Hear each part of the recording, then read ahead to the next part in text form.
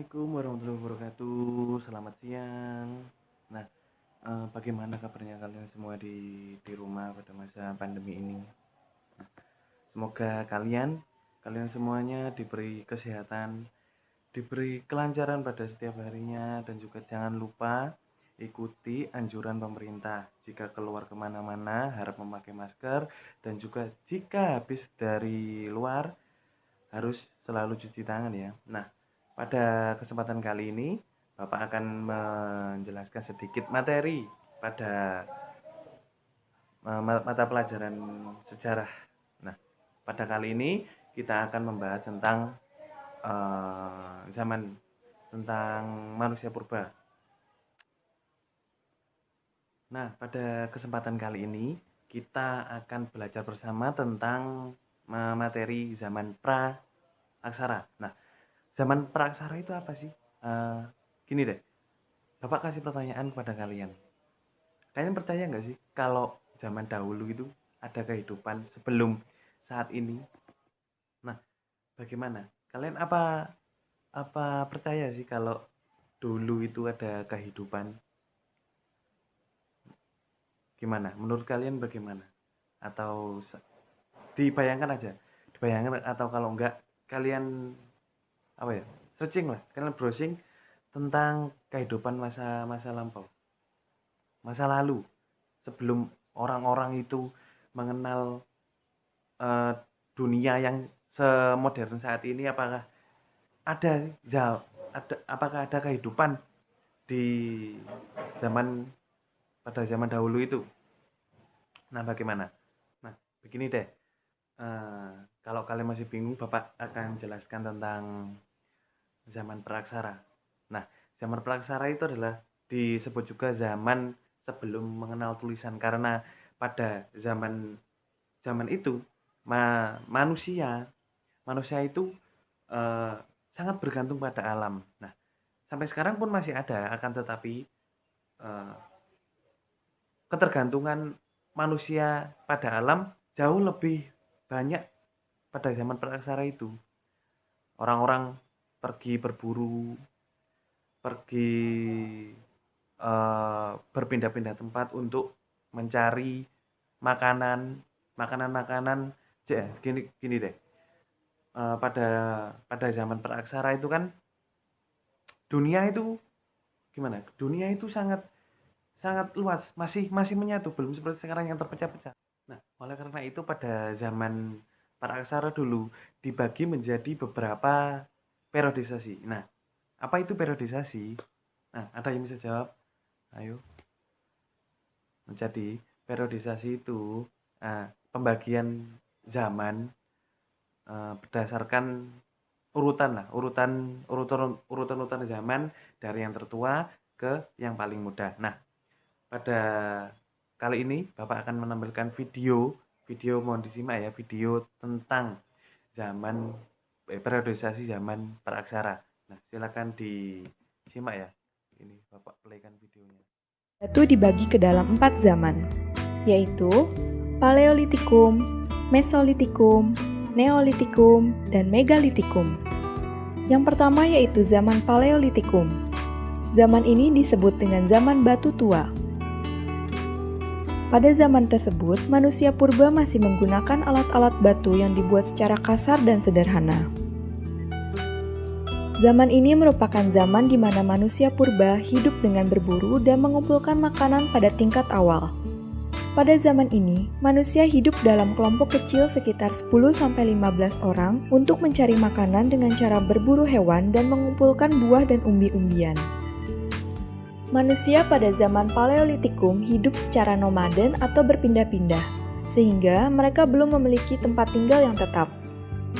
Mereka berlindung dari alam dan binatang buas dengan tinggal di dalam gua. Berdasarkan daerah penemuan peninggalan sejarahnya, hasil kebudayaan Paleolitikum dibagi menjadi 2, yaitu kebudayaan Pacitan dan kebudayaan Ngandong.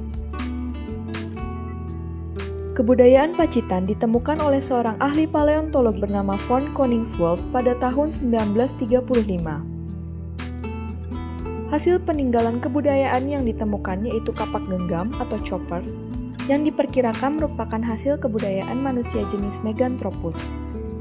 Begitu juga dengan kapak perimbas yang diperkirakan merupakan hasil kebudayaan manusia Pithecanthropus.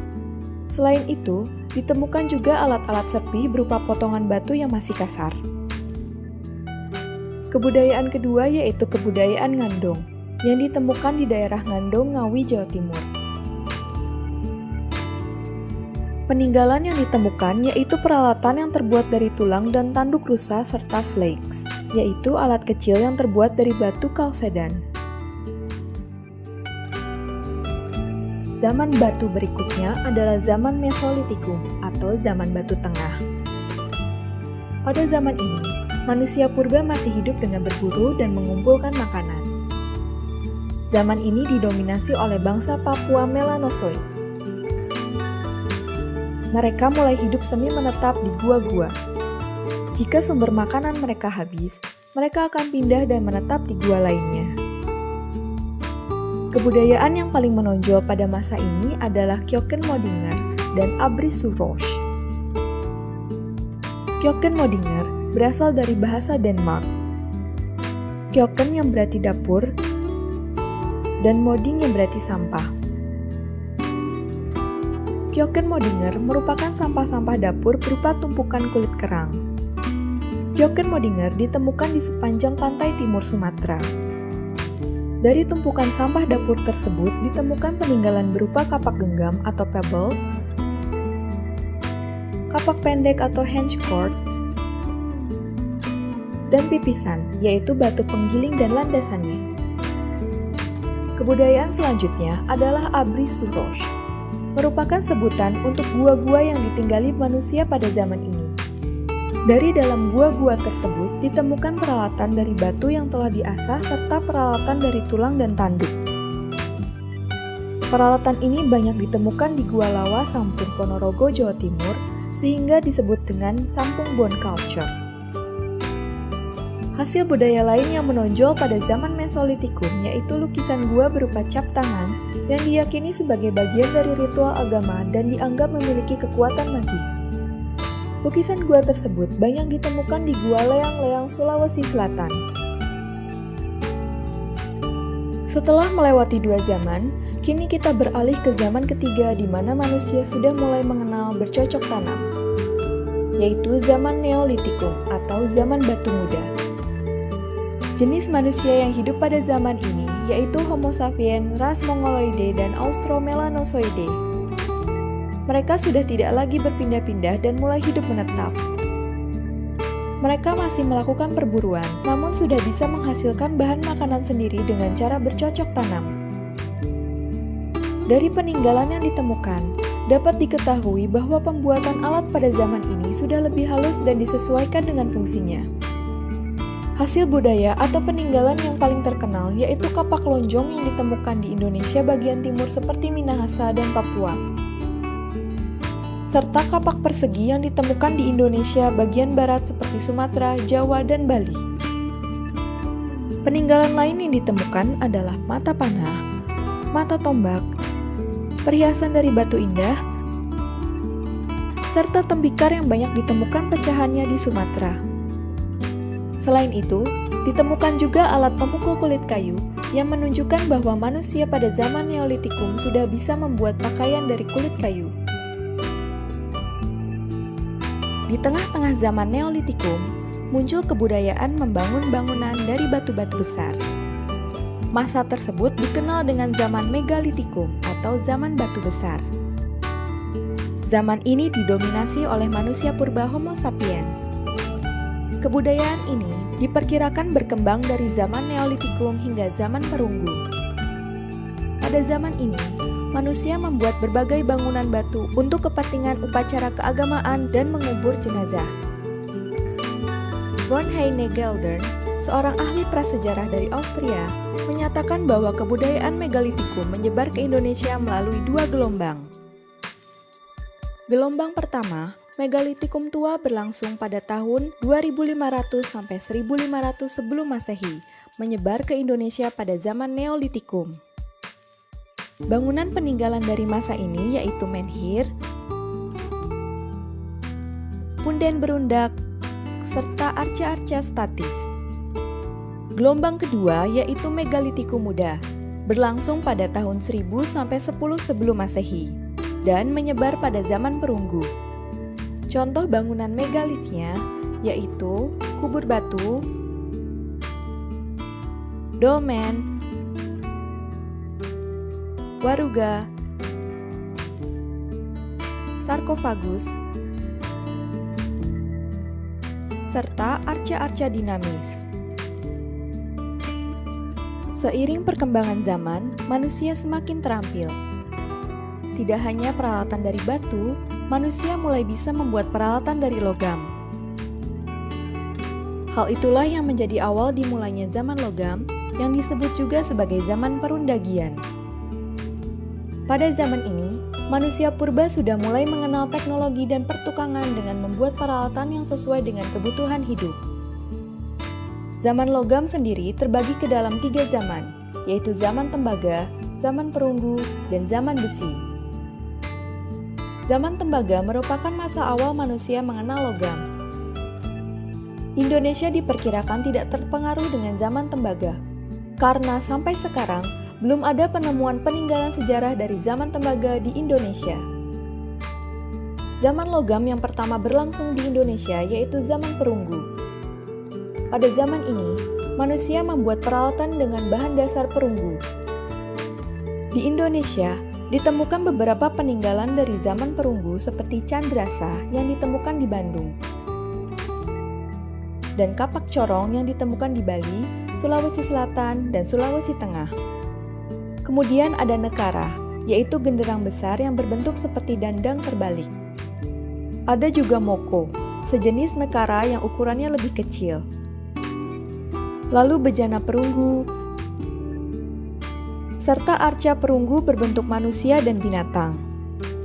Selain itu, ditemukan juga peninggalan sejarah berupa perhiasan seperti kalung, cincin, anting, dan manik-manik. Kemampuan manusia semakin berkembang, hingga dapat membuat peralatan yang lebih sempurna dengan bahan besi, menandakan dimulainya zaman besi. Pembuatan alat-alat besi dilakukan dengan meleburkan biji besi dan menuangkannya ke dalam cetakan. Beberapa hasil peninggalan dari zaman besi yang ditemukan di Indonesia yaitu mata kapak, mata sabit, mata pisau, dan mata panah.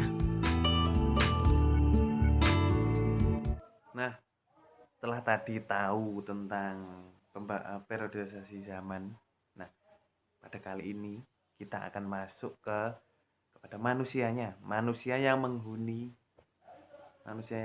dari zaman itu, atau disebut dengan manusia purba.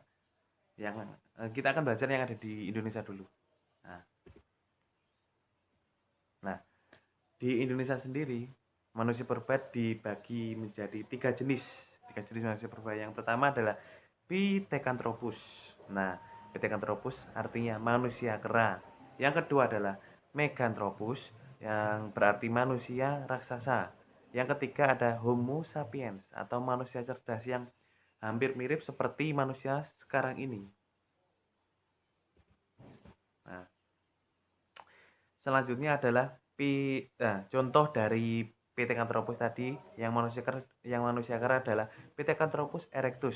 Nah, apa itu Pithecanthropus erectus? Nah, Pithecanthropus erectus ini ditemukan pada tahun 1890 oleh seorang ilmuwan yang bernama Eugene Du Bois yang menemukan fosil jenis Pithecanthropus di Trinil, Ngawi, daerah Jawa Timur di dekat Sungai Bengawan Solo.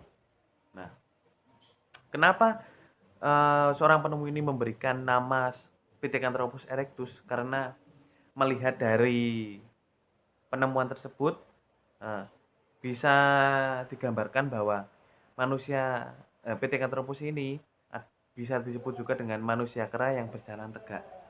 Nah, selanjutnya, kita akan masuk ke ciri-ciri Pithecanthropus erectus. Yang pertama adalah tulang rahang dan gigi besar dan kuat. Nah, pada saat itu kan masih zaman-zamannya berburu, masih zaman-zamannya mengumpulkan makanan. Nah, tentu saja pada saat itu yang diburu oleh orang-orang Pithecanthropus erectus ini tentunya lebih besar daripada tubuhnya jadi dan juga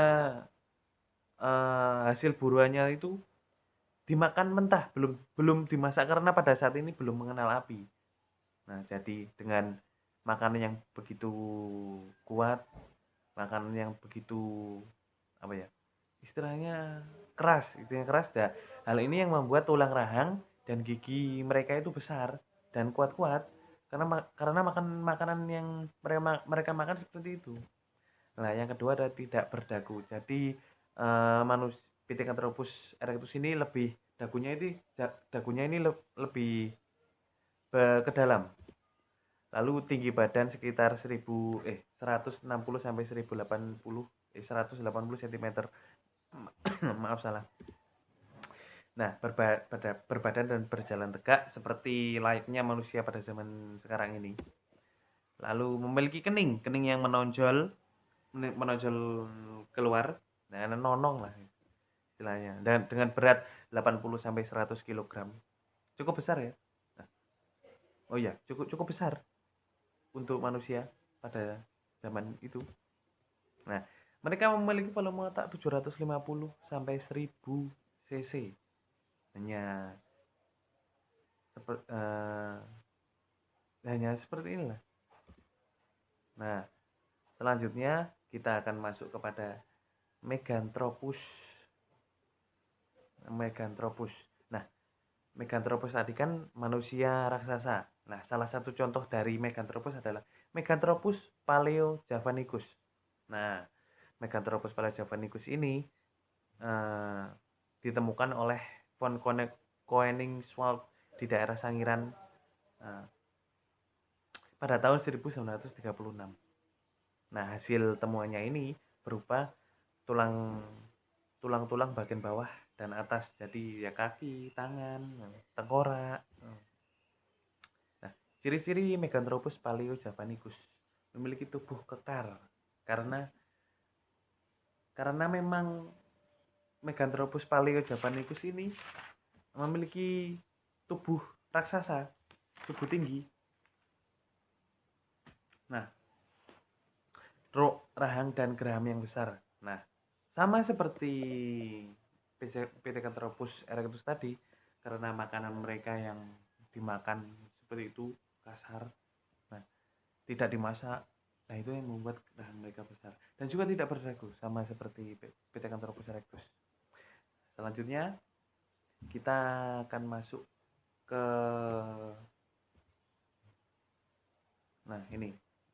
kebalik tadi. Nah, kita akan masuk ke Homo sapiens. Nah, manusia cerdas. Nah, manusia purba yang ini, Homo sapiens ini adalah yang paling maju dibandingkan dengan yang lainnya. Ditemukan pada tahun 1889 oleh von Richthofen yang menemukan beberapa bagian dari tengkorak dan rangka manusia di Tulungagung, Jawa Timur. Tentu kalian tahu kan daerahnya. Nah, selanjutnya profesor dokter yang menemukan Pithecanthropus erectus juga menemukan Homo sapiens dan dinamainya Homo wajakensis atau ras asli Australia. Kenapa dinamakan wajakensis? Karena ditemukan di daerah Wajak. Ya, ditemukan di daerah Wajak. Lalu mana? Nah, ini. Nah, ini adalah ciri-ciri dari Homo sapiens. Yang pertama adalah berbadan tegap karena ya layaknya manusia. Sudah berjalan tegap. Nah, lalu dengan tinggi sekitar 180 cm. Tentunya sangat besar ya bagi ukuran manusia purba. Lalu tengkoraknya lebih besar dibandingkan Pithecanthropus karena Homo sapiens dikatakan sebagai manusia cerdas. Tentunya memiliki volume otak yang besar pula dibandingkan dengan Pithecanthropus yang manusia kera sependahulunya. Nah, eh, nah ini adalah salah satu contoh dari ras Homo sapien yang disebut juga dengan Homo floresiensis. Nah, kenapa disebut Homo floresiensis? Karena ditemukan di Flores dalam evakuasi di liang gua pada tahun 2013. Nah, cukup baru-baru ini. Nah, akan tetapi Homo floresiensis ini merupakan homo paling tua di Indonesia. Bisa dikatakan begitu karena ya Homo floresiensis ini sudah hidup selama 18.000 tahun yang lalu. Sangat lama sekali. Akan tetapi baru ditemukan pada tahun 2013 ini. 2013. Maaf salah. 2003 maksudnya. Nah, ciri-ciri dari Homo floresiensis memiliki tinggi 100 cm dan berat badan 30 kg. Sangat kecil untuk ukuran homo. Nah, dan juga Homo floresiensis ini dikatakan juga sebagai manusia kerdil karena dengan berat dan tinggi badannya seperti itu, dan juga tidak memiliki dagu dan memiliki ukuran otak kecil untuk ukuran homo yang bisa dikatakan sebagai manusia cerdas.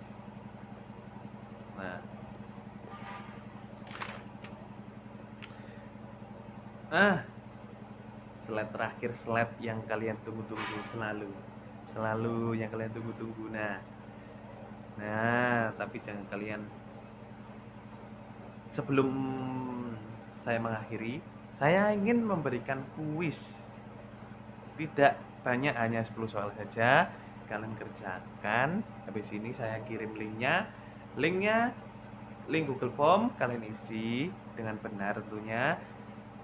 Nah, nanti dikumpulkan berapa jam? Jam 4 lah. Jam 4. Nah, cuma sedikit. Nah, kalian bisa mengulang lagi dari awal atau memutar-mutar lagi atau browsing-browsing karena jawabannya ada di video ya yang ini, scroll lah. Nah, itu saja pemaparan dari saya, kurang lebihnya mohon maaf. Assalamualaikum warahmatullahi wabarakatuh. Tetap jaga kesehatan dan jangan lupa cuci tangan dan pakai masker karena kesehatan itu mahal.